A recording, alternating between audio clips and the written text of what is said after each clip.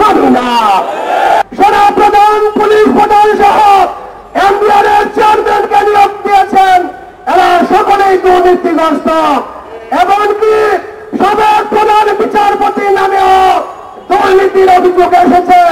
তাহলে স্পষ্ট এই সরকার দুর্নীতিগ্রস্ত সরকার। এই দুর্নীতিগ্রস্ত সরকারকে এদেশের জনগণ আর এক মুহূর্ত ক্ষমতায় দেখতে চায় না। 10 দফা চুক্তি, এটা জাতির সামনে স্পষ্ট করতে হবে। এই চুক্তির মধ্যে কি আছে এগুলি স্পষ্ট করতে হবে। সংগ্রামী ভাইয়ের আমার, আজকে বাংলাদেশের উপর দিয়ে ভারতের রেল যাবে। এই রেলে কি থাকবে? এই রেল নিয়ন্ত্রণ করবে সম্পূর্ণ ভারত। এখানে বাংলাদেশের কোনো কর্তৃত্ব থাকবে না।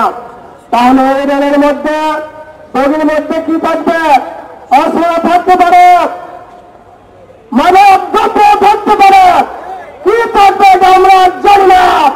এই জন্য এই বাংলাদেশের বুক ছিঁড়ে ভারতকে রেল করিডোর আমরা মানব না, মানি না। সাথে সাথে এই সরকার দেশকে খুব উন্নয়নের মহাসড়কে নিয়ে যাচ্ছে, কিন্তু ভারতের সাথে এই ভিসা চালু করে যেন এদেশের মানুষ বাজার করতে, চিকিৎসা করতে অনায়াসে ভারত যেতে পারে, সেই বন্দোবস্ত করে দিয়ে যাচ্ছে। প্রিয় ভাই আমার, তাহলে বাংলাদেশের চিকিৎসা খাতের কি হবে? আপনার দীর্ঘ 16 বছরের ক্ষমতায় থাকে চিকিৎসার কি উন্নয়ন করেছেন?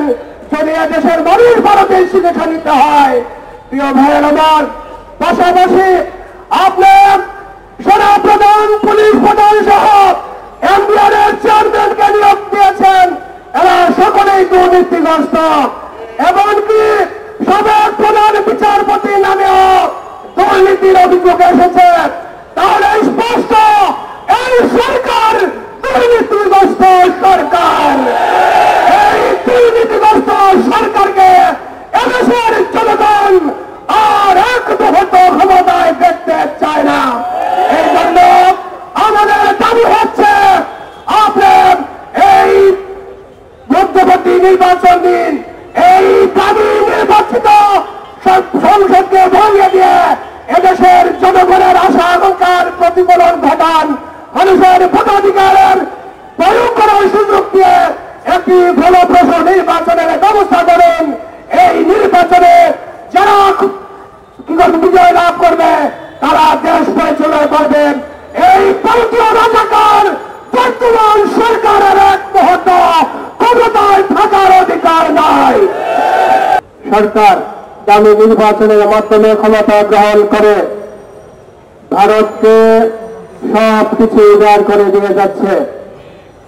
সর্বশেষ আপনারা দেখেছেন, গত জুন মাসে 1 মাসেই ভারতে আমাদের দামি প্রধানমন্ত্রী 2 বার সফর করেছেন। সর্বশেষ গত 22 তারিখ সফর করে তিনি 10টি চুক্তি করেছেন, 10টি চুক্তিতে দাসখত করেছেন। আজকে সেই চুক্তির মধ্যে কি আছে দেশের জনগণ কিছুই জানে না। এই চুক্তি কি? এই চুক্তির মধ্যে কি দেশ আপনি বিক্রি করে দিয়েছেন না কি করেছেন দেশের মানুষ কিছুই জানে না। আজকে সেই